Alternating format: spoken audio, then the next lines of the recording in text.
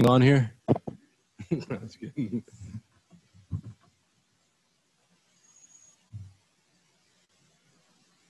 Hey Raheem, how you doing? I'm good. How about yourself? I'm doing great, thanks. Yes, Hey, sir. just wondering, you were out for 2 weeks. When you're coming back, and maybe you're not 100%, or there's some indecision, or you don't exactly know, what's the line that you kind of draw in your own mind to when it's okay to come back? And did you have to do any convincing of Kyle that you were ready to play last week? Yeah, that's a great question. I try to. It's more of a mental thing, and I knew that last week I wanted to get reps, especially, playing the Dolphins and stuff like that, and then moving forward within the season that I needed this game at least to, get myself back up under me and stuff like that, and get my legs back and take those hits so that way, these next several games that we have is it's going to be some challenging times, but like I said, I just wanted to go out there last week and bounce back from my injury, and I did just that. Unfortunately, we didn't get the win, but I thought I came out and played hard. There's a lot of stuff that I messed up on, and like protection and stuff like that. I felt like I could have done a better job. Even working throughout this week, something I want to hone in on. Just make sure I do all the little details to try to help contribute to a win. So it's all mental as far as, when you're dealing with an injury and you're supposed to come back. But you also got to take into account that you do have to take care of your body. You got to listen to your body. And last week, my body was telling me that I was ready to go. So at the end of the day, I went up to Kyle during Thursday practice, I believe, last week, and told him, hey, look, if there's any indecision between your judgment, I just want to let you know that I'm ready to go. And he looked at me and said, all right, that's all I needed to know. And so we went on from there. Hey, Raheem, welcome back. Hey, Jennifer, how you doing? Good. Talking about protection, Mike McGlinchey spoke yesterday about how sometimes the offensive line is a scapegoat when there's sacks. Mm-hmm. Can you kind of share with us how important it is for every person, 11 guys, to do their job in regards to that? And sometimes it's not the offensive line's job when a sack happens. Oh, yeah, definitely. Mike, he tries to understand that, hey, look, everybody does blame the O-line when there's a sack and stuff like that. But last week, I know in particular, there was a protection in the red zone facing, I believe, when we come out, that there was a sack on CJ, and I didn't do a good job of picking up the blitz. I thought I heard one call, and I stuck with that call. I didn't necessarily use my vision, and so the quarterback had got sacked. But that was my guy initially that I was supposed to block.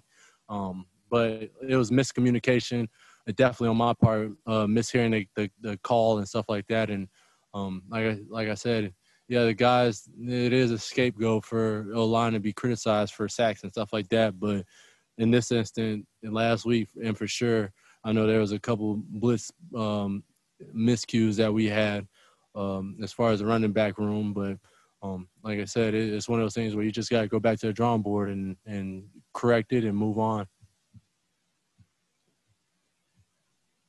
Raheem, first of all, congratulations on the birth of your second son. And then Mike talked about how teams have kind of game planned more just for your running game, knowing what you guys bring. What have you seen teams do to try and, I guess, prepare for you guys?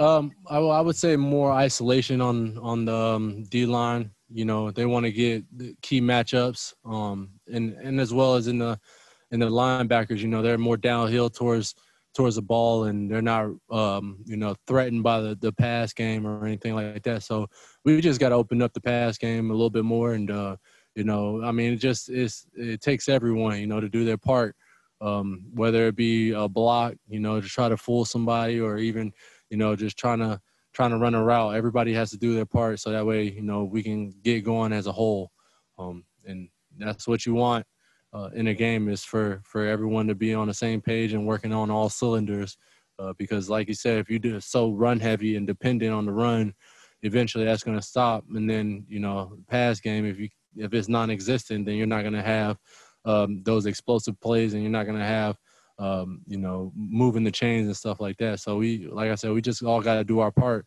which we're doing right now.